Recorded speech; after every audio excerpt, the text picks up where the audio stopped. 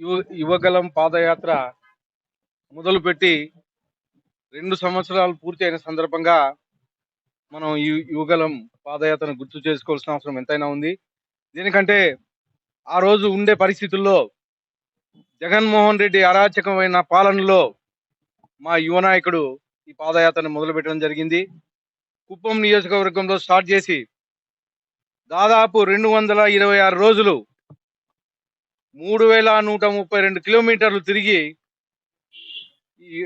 కేవలం పాదయాత్ర చేసి తెలుగుదేశం ప్రభుత్వాన్ని మళ్ళా అధికారంలోకి తీసుకొని రావడం కేవలం మా నారా లోకేష్ బాబు గారు అని చెప్పేసి మేము కంఠాపదంగా చెప్పడం జరుగుతుంది. ఎందుకంటే ఆ రోజు కుప్పం నియోజకవర్గంలో స్టార్ట్ చేస్తానే ఎక్కడ మంచి పేరు వస్తుందో, పాదయాత్ర చేస్తే ఎక్కడ మేము ఇబ్బంది పడతామని చెప్పేసి అడుగడుక్కి కనీసం బెంచీలు కానీ లేకోకుండా, ప్రచార రథం లేకోకుండా ఎన్ని ఇబ్బందులు పెట్టినా కానీ పాదయాత్రని కంటిన్యూ చేసుకుంటూ వచ్చాడు.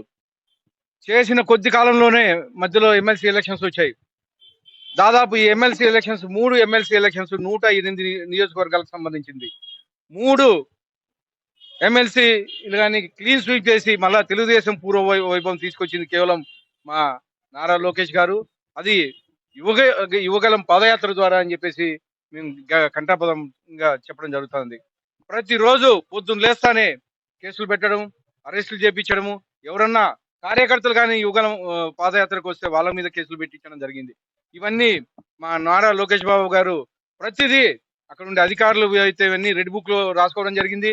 ఆ రెడ్ బుక్లు ఖచ్చితంగా కంఠాపదంగా మేము అమలు చేస్తున్నాం. ఎవరైతే ఆ రోజు అధికారులు ఇబ్బంది పెట్టారో వాళ్ళందరినీ ఖచ్చితంగా జైలు పంపిస్తున్నాం అని చెప్పేసి మీ ముఖంగా తెలియజేస్తున్నాం.